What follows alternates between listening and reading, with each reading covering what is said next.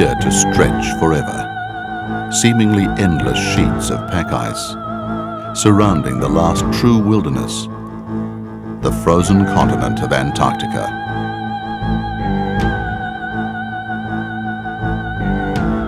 It's a barrier that few creatures dare penetrate. Although one relishes these waters, the swift and graceful minke whale.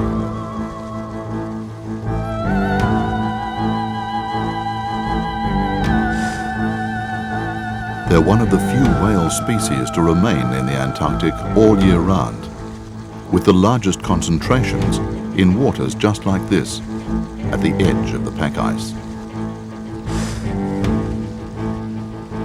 The minke's speed has helped them become the most prolific of all whales in the Southern Ocean.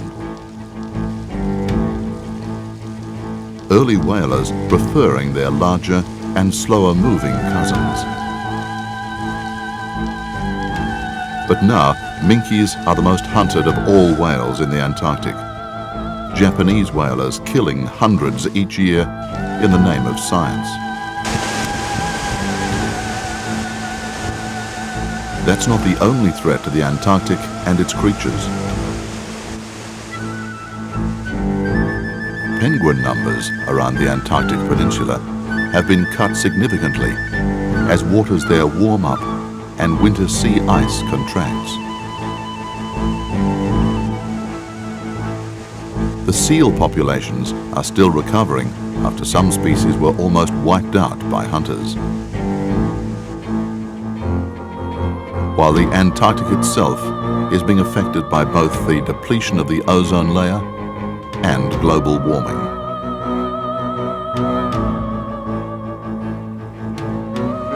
As temperatures rise, ice shelves have been disintegrating. Scientists increasingly concerned that the western Antarctic ice shelf will collapse, raising sea levels around the world. This, then, is the story of the Antarctic today.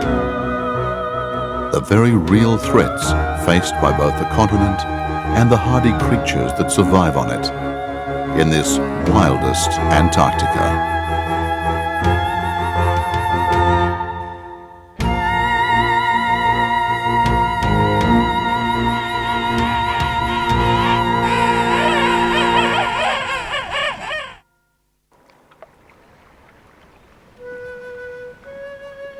The Antarctic has been described as the last paradise on Earth. A place of phenomenal beauty.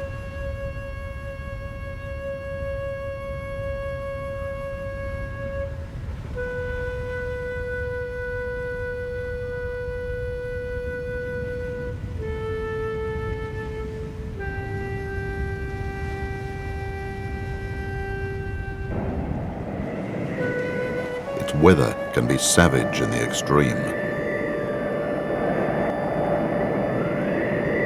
Temperatures so cold that creatures are frozen and mummified where they lay. It's also vast. At the height of winter, the Antarctic and its frozen seas fan out to cover an area as large as the USA and Europe combined.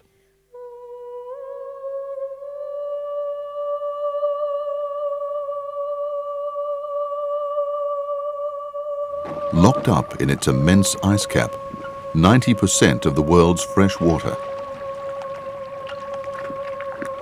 Constant cyclones whip that source into the most inspirational of ice formations. But it's this reservoir that is giving scientists the greatest cause for concern. The obvious danger is that the western ice shelf will slide into the ocean as temperatures rise. And there's now irrefutable evidence that the mercury is indeed on the way up. Researchers have measured atmospheric temperature increases around the Antarctic Peninsula of 2.5 degrees since the Second World War. The offender, more greenhouse gases like carbon dioxide. And while world governments are now acting by slashing greenhouse emissions, the fear is that too little is being done too late.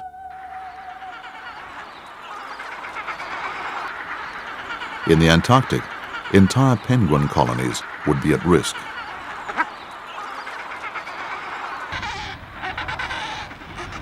Already, there's been a dramatic decline in the number of Adelie penguins in many rookeries around the Antarctic peninsula. At fault, say researchers, a severe shortage of krill and contracting winter sea ice as both air and sea temperatures rise substantially. Adelies are the most broadly distributed penguins in the Antarctic, distinguished by their bright white rings around their eyes. For the entire winter, they have lived in the pack ice.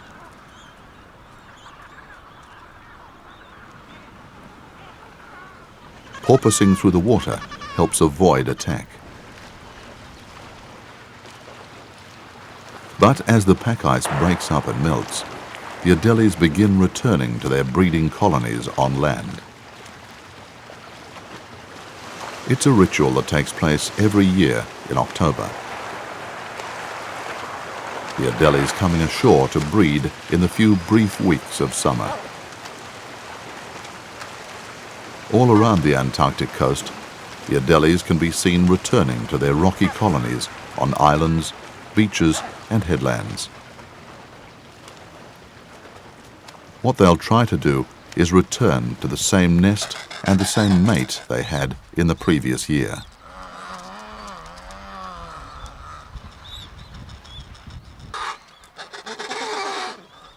And they'll spend some time calling and posturing vigorously to establish their identity and their claim to the nest site.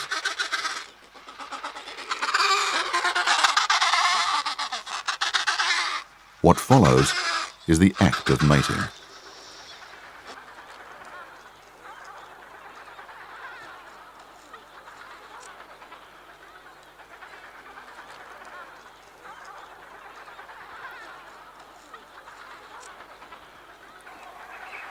Two eggs normally result, both the male and female taking it in turns to incubate them for the next month. The eggs hatch within 3 days of one another, delivering 2 fluffy charcoal grey chicks. It's usually the firstborn chicks that fatten up first, some appearing extremely plump. They have enormous appetites, these young chicks, and it's very common for youngsters to pursue parents for more food.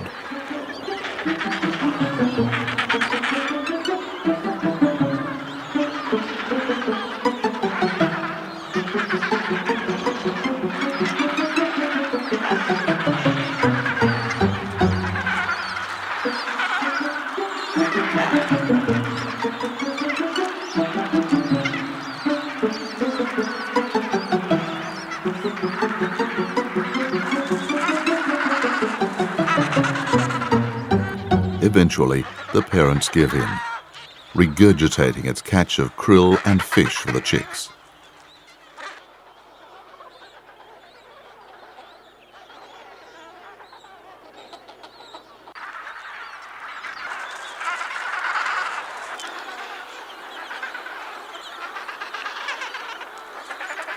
What happened several summers ago is that a severe shortage of krill caused many young chicks to starve because their parents had to travel too far away in search of food. Scientists monitoring an Adelie penguin colony at Mawson Base recently witnessed every single chick perish. Those chicks that survive grow very quickly. Within 10 weeks, they begin to molt, resulting in some striking fashion statements. They now group together for protection and warmth, as both parents now collect food for them.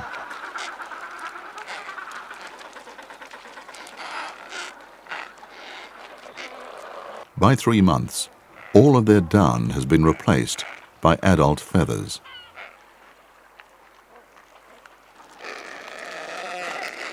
At last, they're ready to go to sea.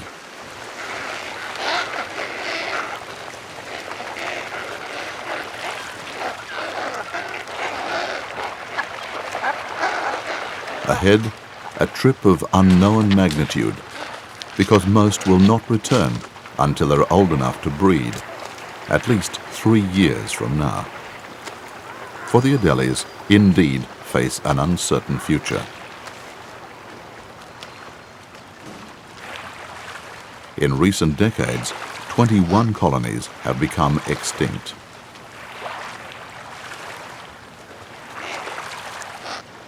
And even though there are now more than 2 million of them, the krill shortage does show just how vulnerable the species is.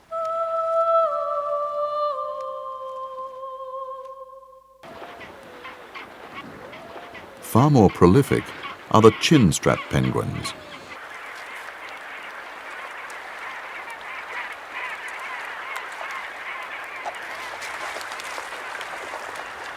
Their trademark is that black line below their chin, just like the strap of a soldier's helmet. These chin straps are more aggressive than the Adelies.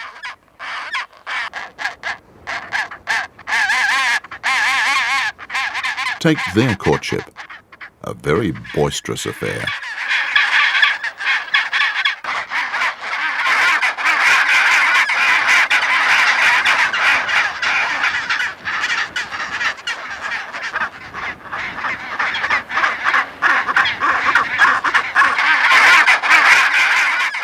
And when it comes to building a nest, they'll blatantly steal rocks and sticks from their neighbours.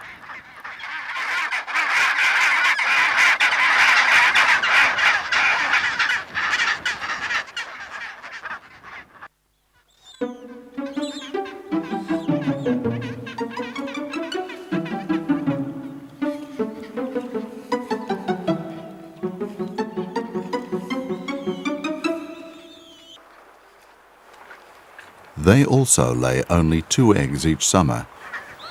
As a species, their feisty character is guaranteeing their numbers remain relatively stable.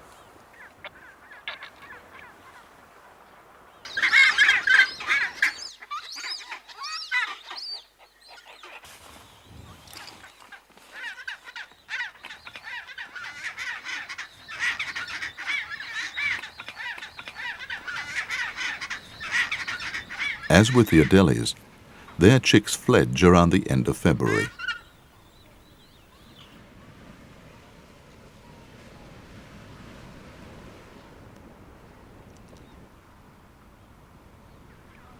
It's then they're at their most vulnerable.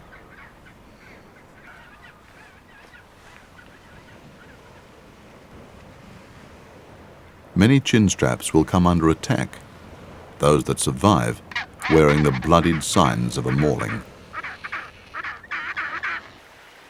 Their gentler cousins, the Gen 2s, also show signs of a savaging.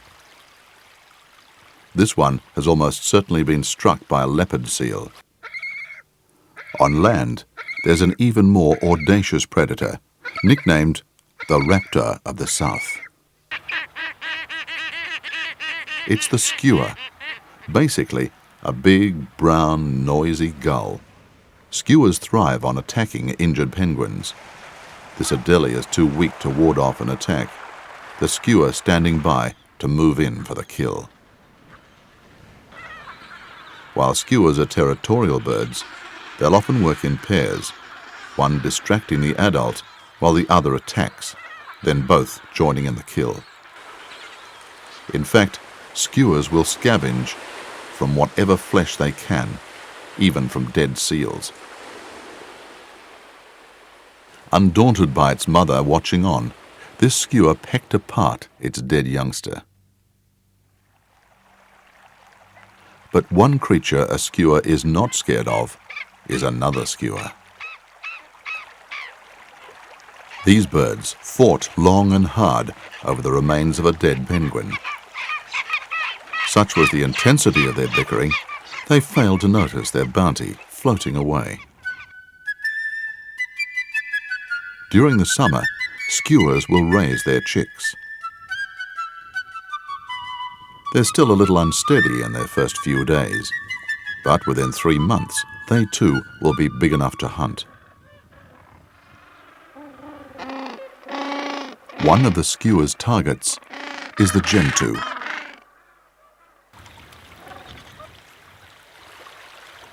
They are far more timid than their cousins, their population numbering just 300,000 breeding pairs. Gentoos can be identified by their orange beaks and white markings above their eyes. When finding their mates and protecting territory, they too can be extremely loud.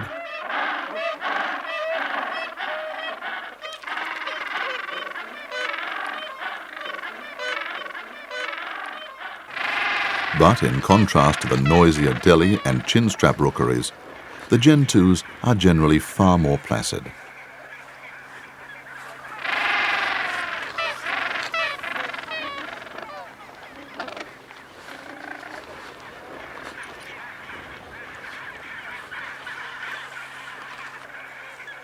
They'll spend much time preparing their coat for the frigid weather.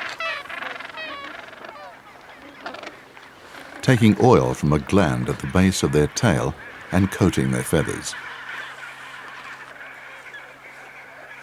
This treatment gives a powerful waterproofing to their feathers, which are incredibly tightly packed. That, and a thick layer of space, allows them to survive in the freezing waters of the Antarctic for months at a time.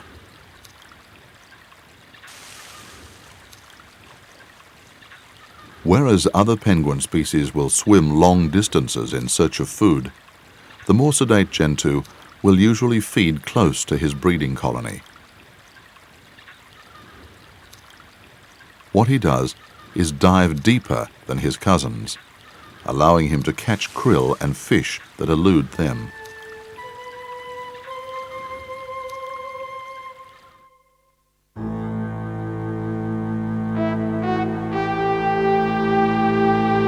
Of all the penguins, the emperor penguin is indeed an emperor.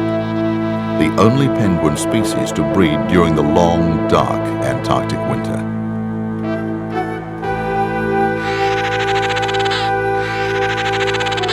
They're also the biggest of all the penguins, standing and weighing half as much as a human adult.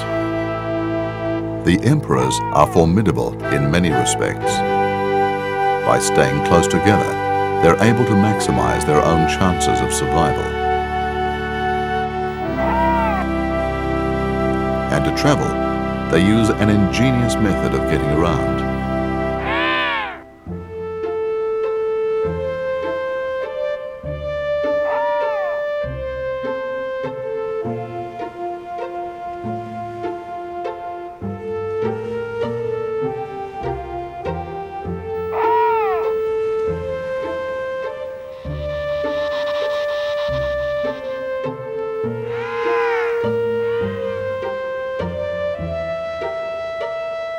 Emperors choose breeding colonies on stable sections of sea ice, sheltered by icebergs and coastal ice cliffs. It's here they'll cluster together through the darkest depths of winter, the males incubating a solitary egg on their feet.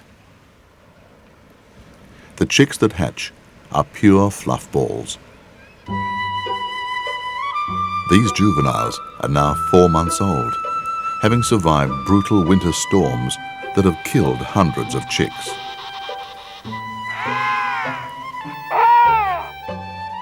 At this stage, they're still being fed by their parents.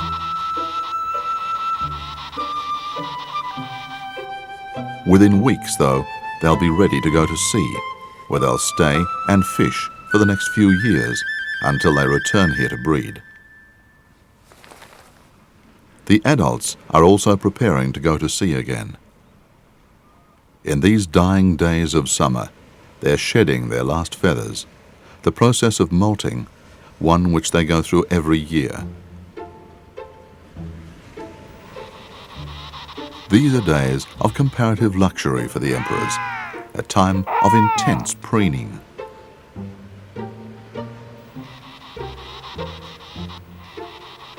By March, this mutual preening leads to mating.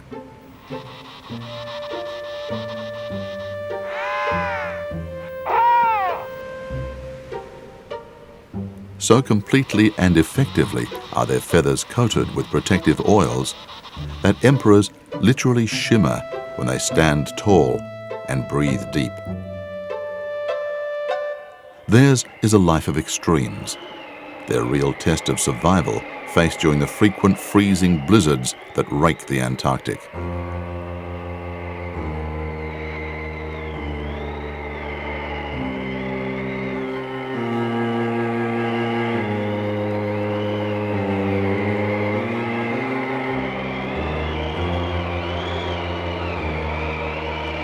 It's then that they go into a huddle, constantly reshuffling their positions as each bird tries to find the center to stay warm.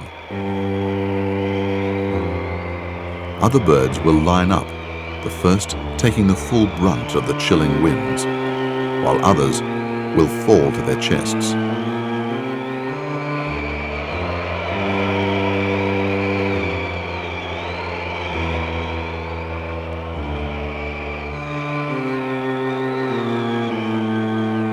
It's conditions like this that they'll endure, the males going without food for up to 4 months as they incubate their egg.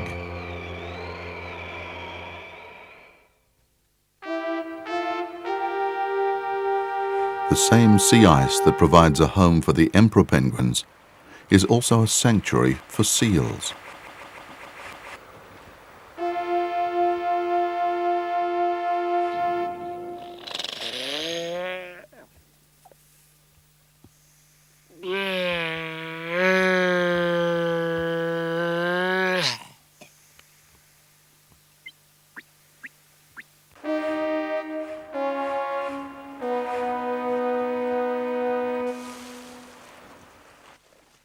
They're excellent swimmers and divers.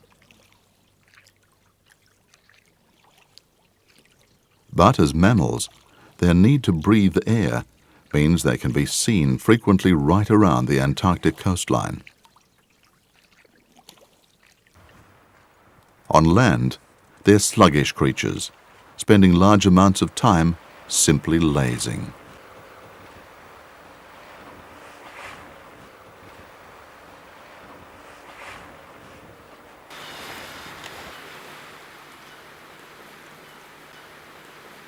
To survive the cruel Antarctic climate, seals have adapted with big round bodies, layers of blubber, and small extremities.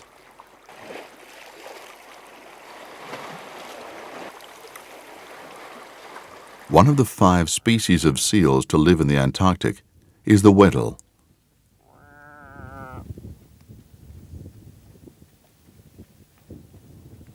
An extremely fat animal that weighs up to 4 times more than the average human.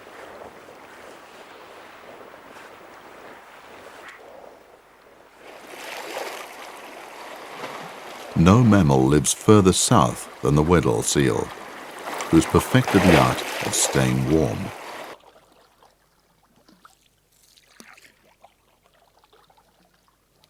They spend a lot of time under the inshore sea ice, finding it warmer in the water than in the air.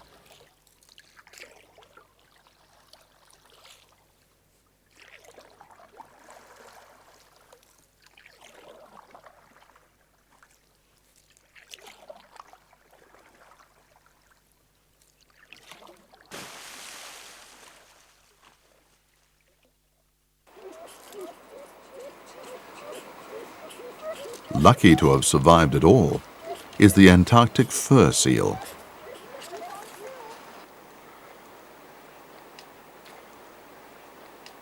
They're an aggressive species that fur hunters of the late 19th century exterminated in some places, with their total population elsewhere reduced to a few thousand. Fur seals have made a remarkable recovery in terms of numbers, with the male holding a territory and actively defending a group of females. And then there's the leopard seal. They're the largest of the true Antarctic seals, blessed with a sleek body and reptilian head, and renowned for their hunting prowess. Their delicacy are Adelie penguins. Of course, the Adelies know this. During the breeding season, thousands of them will crowd small strips of icy shoreline.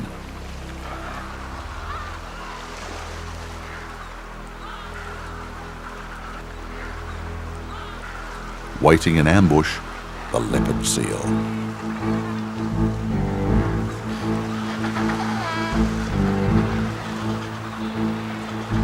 The Adelies will enter the water very cautiously and then swim at speed in a bid to elude attack.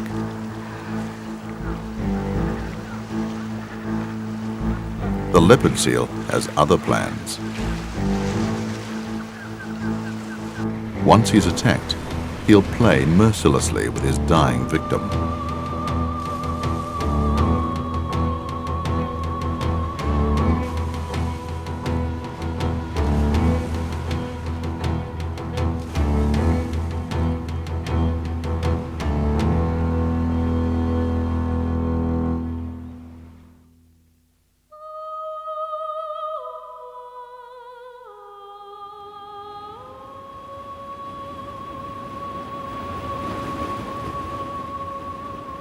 On the giant ice shelves that border the Antarctic, signs of phenomenal forces of nature at work.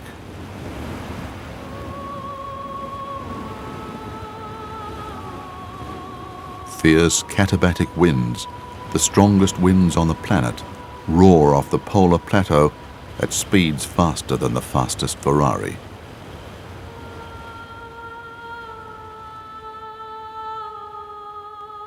They're fanning winds that can drop temperatures to as low as 90 degrees below zero.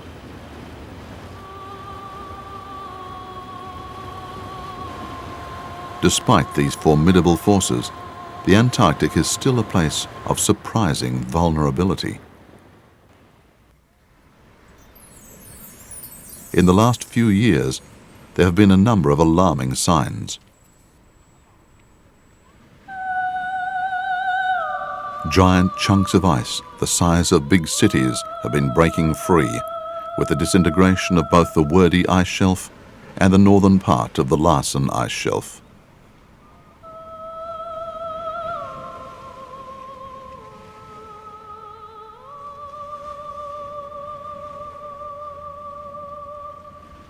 And in West Antarctica, glaciologists fear a catastrophic change is underway, that the major ice sheet there is already unstable and in danger of sliding into the sea.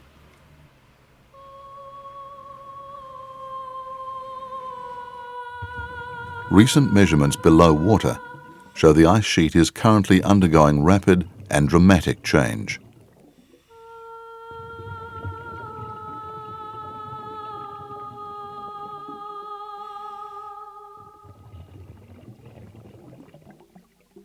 It could still take several decades for the western ice shelf to slide into the sea, but once it does, sea levels around the world could rise as much as the height of a two-story house. The effect on both man and wildlife would be profound as land and cities are submerged. If the Antarctic is indeed the world's early warning system, then be warned. One sign of changing temperatures comes from lichens, one of the only plants to survive on the Antarctic continent. They are now flourishing as temperatures rise.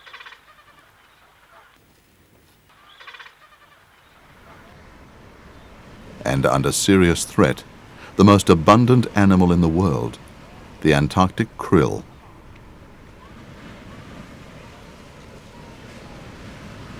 These shrimp-like crustaceans are so plentiful that the total weight of all of them is more than that of the entire world's human population. But three factors are now threatening their numbers: overfishing, higher levels of ultraviolet light as the ozone layer thins, and reduced quantities of their feed as temperatures rise.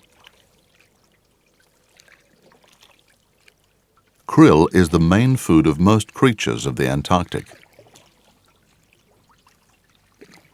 The term krill, in fact, is Norwegian for whale food.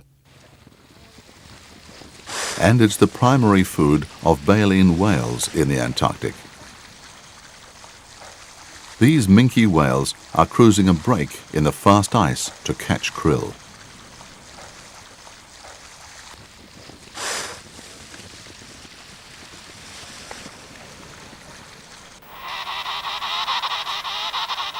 The emperor penguins sense that food is in abundance.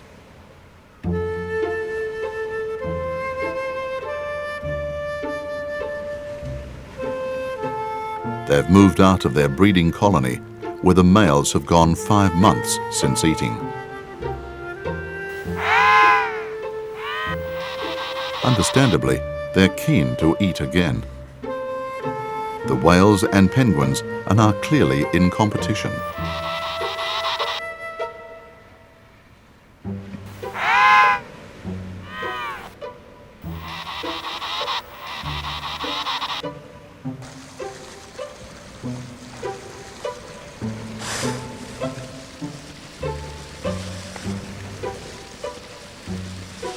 For the emperors, there's no threat from the minkes, but nonetheless many are still cautious, standing back until the whales have had their fill.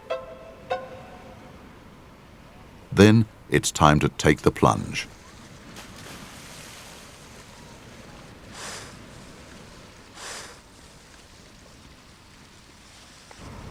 Had it been these whales, the emperors would have been ripped apart. Not for nothing are the orcas known as killer whales. Penguins and seals are both their speciality. They stalk the waters of the great Southern Ocean, and it's indeed a rare event when they cross paths with a group of humpbacks.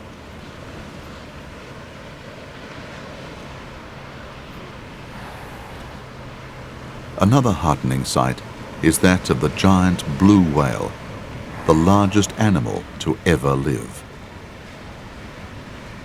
They'd all but been wiped out by whalers less than half a century ago.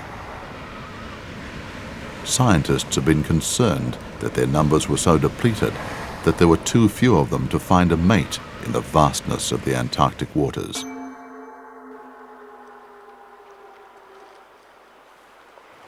Signs of the wholesale slaughter of whales can be seen all around the Antarctic. Thankfully, an end to whaling, all but the minkes, has meant that whale numbers are at last beginning to recover.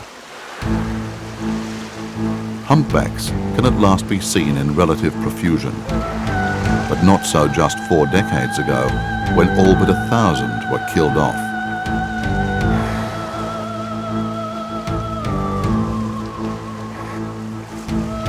There are playful species, surfacing and diving repeatedly in flamboyant displays.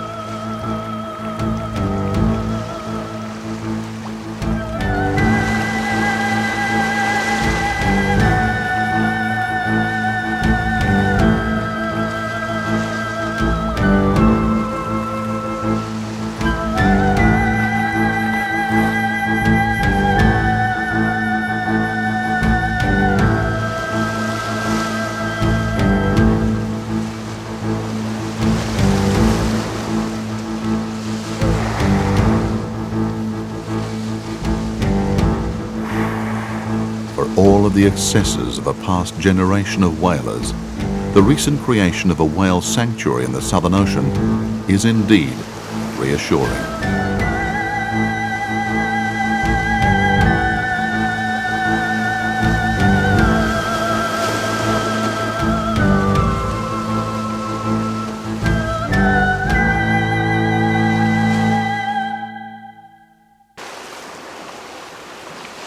Away from the Antarctic continent, the Southern Ocean is whipped by almost perpetual storms. There is almost no land at all in the vast stretches of water that extend from the Antarctic to 40 degrees south, and therefore no impedance to the turbulent winds that whip around and around the globe. Here swim Peale's dolphins, characterized by striking black and white markings and a boisterous spirit that makes them leap well clear of the water.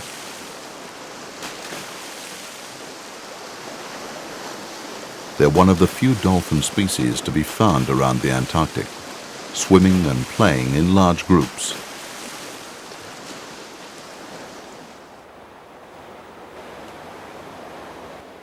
The bird life is prolific too.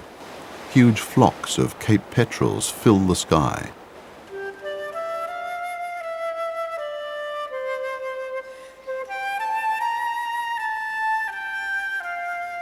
And giant albatross display all of the grace that has charmed mariners for centuries.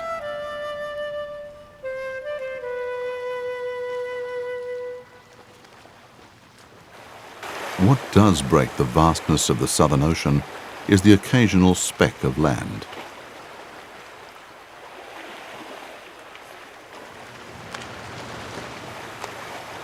These have become bleak outposts for a fascinating collection of wildlife.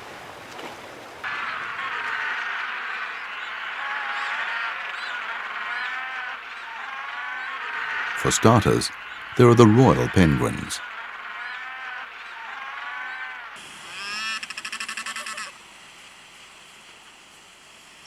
These can be found in just one place in the world, Macquarie Island, midway between the Antarctic and Australia.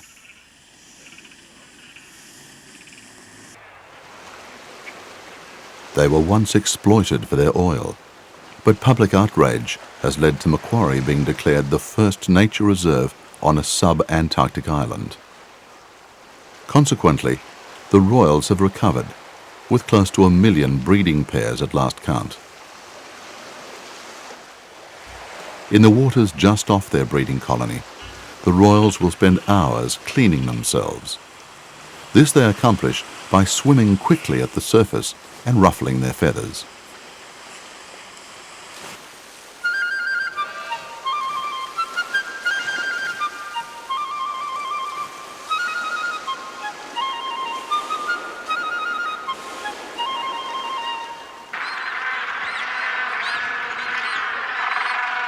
At the height of summer, the trails to their inland colonies are alive with traffic.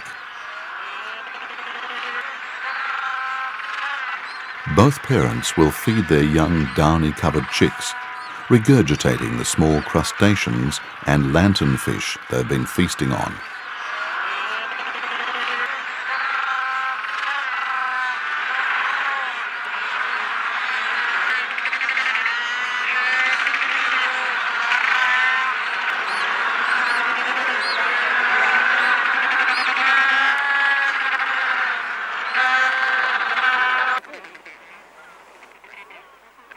There's also plenty of mutual preening at this time of year.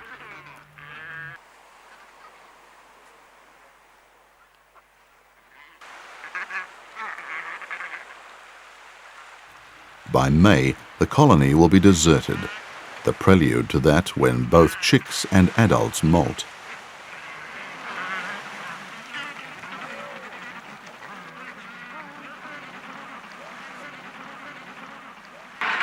They're an aggressive breed, these royals, and it's not unusual for fights to draw blood.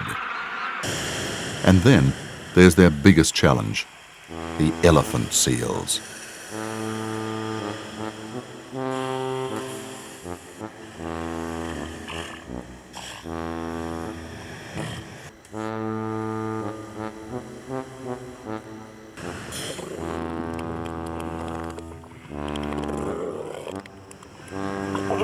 A big group of these brutish creatures has chosen to rest right where the royals walk, leading to something of a royal retreat.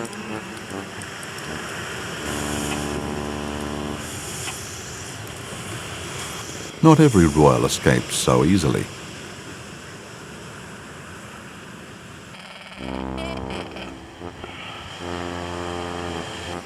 They're the most impressive and largest of all seals, these elephant seals, and they love to throw their weight around.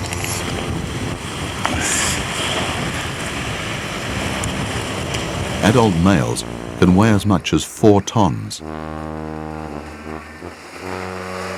During the breeding season, they challenge one another for the ultimate privilege, that of maintaining a harem of up to 70 females.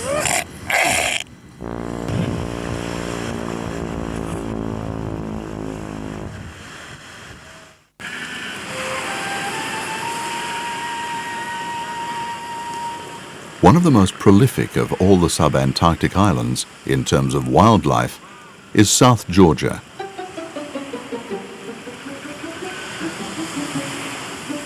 Rockhopper penguins thrive here.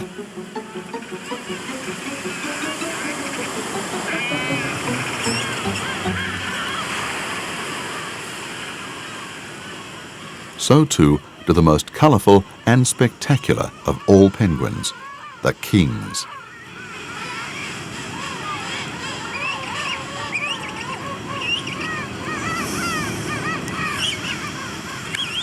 What is ironic is that it was here, from South Georgia, that so much hunting of whales, seals and penguins took place during the 19th century. The kings were ruthlessly exploited for their fat and plumage, but their numbers have since increased to the point the species appears secure. The king penguins are slightly smaller than the emperor, far sleeker and more brightly coloured. They're also far more flamboyant, greeting each other with an elaborate and noisy ritual.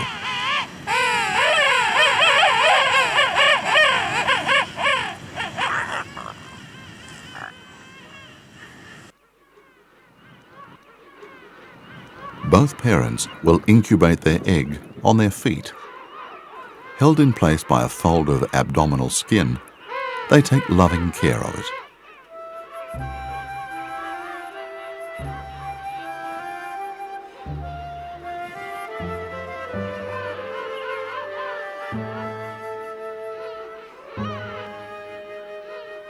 The result of such fastidious treatment is a delightful arrival in late summer.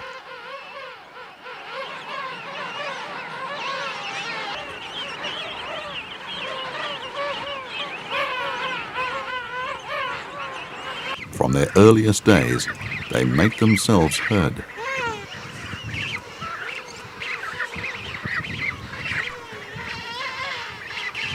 These chicks grow rapidly, wearing their brown woolly down coat throughout the relatively short sub-Antarctic winter.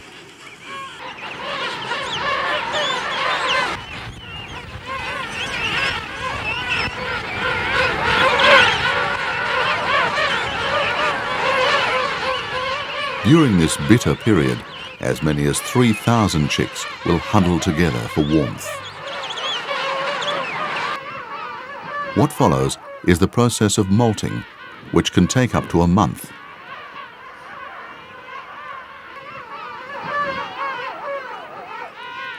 For these mature birds, it signals that they're ready to court and mate.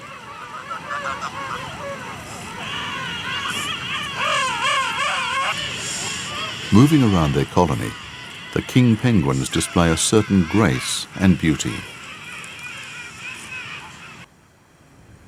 Interestingly, the kings do not build a nest, but instead protect their own personal space.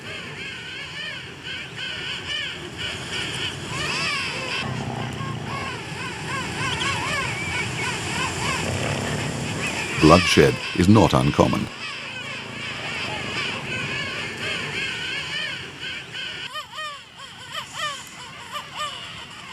Their inquisitive nature often places them at great risk.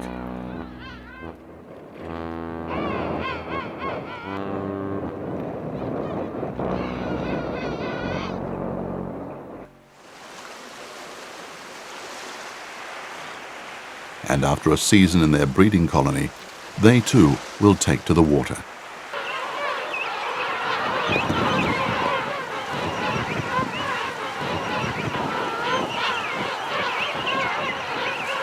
They're great divers, these king penguins, capable of swimming extremely fast as they chase squid and small fish.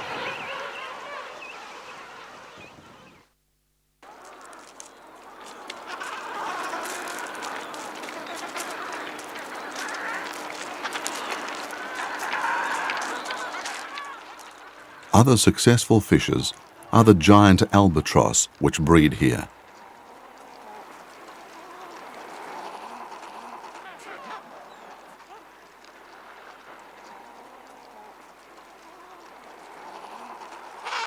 On land, as they nest and rear their young, they're relatively safe.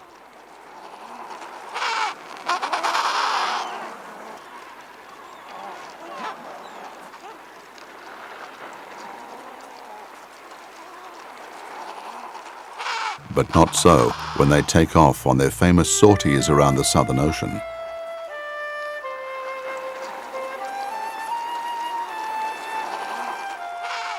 Three out of every 4 albatross fall victim these days to long-line fishing lines, and consequently the species has just been listed as endangered. These albatross are renowned for their size, their wings stretching almost as long as an average car. And in flight, they soar effortlessly on the updrafts, sometimes covering distances greater than the diameter of the Earth.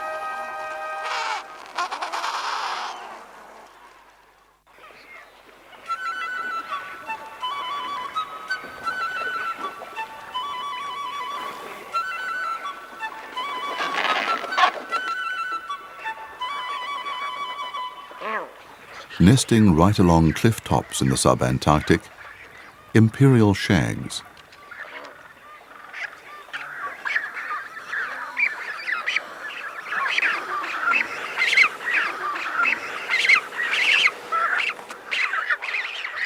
They'll hatch up to 3 chicks in summer, noisy youngsters who demand a feed.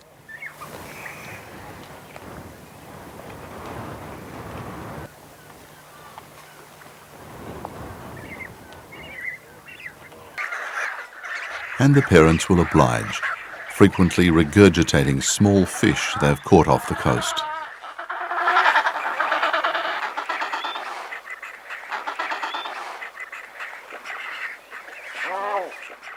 Fascinating to watch is just how far down the parents' throats the young will go in pursuit of a meal.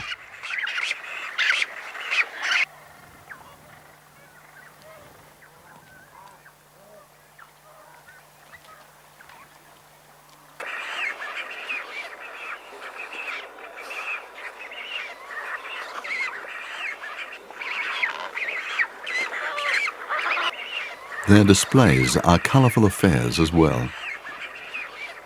Fluttering their throats in this way sends air over a moist membrane, which in turn cools them down, something like when a dog pants.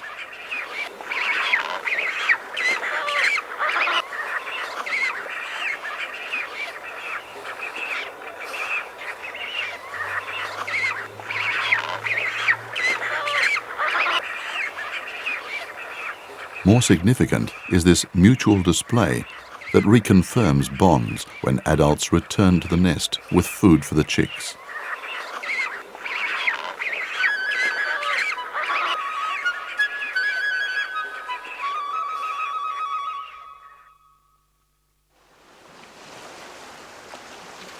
And finally, there's the Magellanic penguin. When it comes to nesting, they'll often dig burrows or hide under bushes to escape the harsh sun and predators.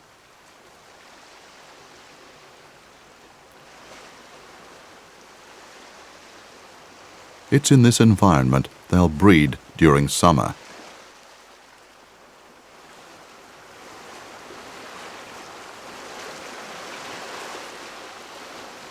By February, they're beginning to molt.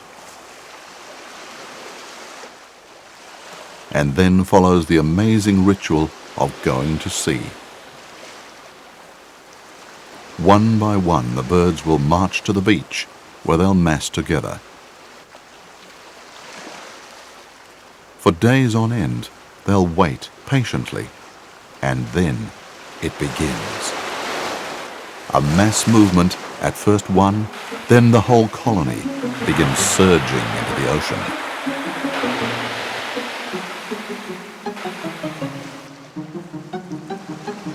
Group after group will act collectively like this, going to sea for the next few months to search for crustaceans and fish.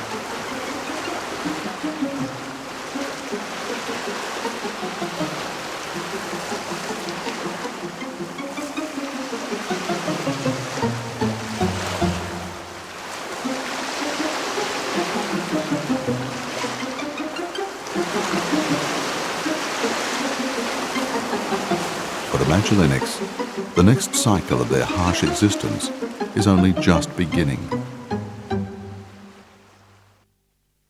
Looking to the future of the Antarctic, it's hard not to marvel at just how magnificent, awesome, and pristine it is. But in places, there are already signs of pollution.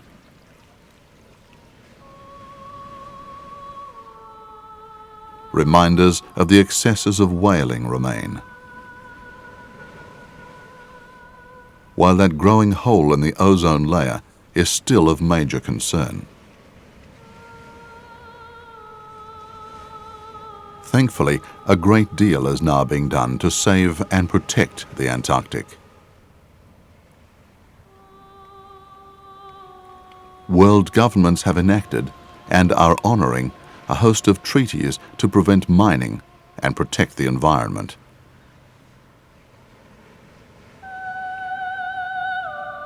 Tourist operators are limiting visitor numbers to key sites, while the prolific wildlife of this unique frontier is showing every sign of a grand recovery.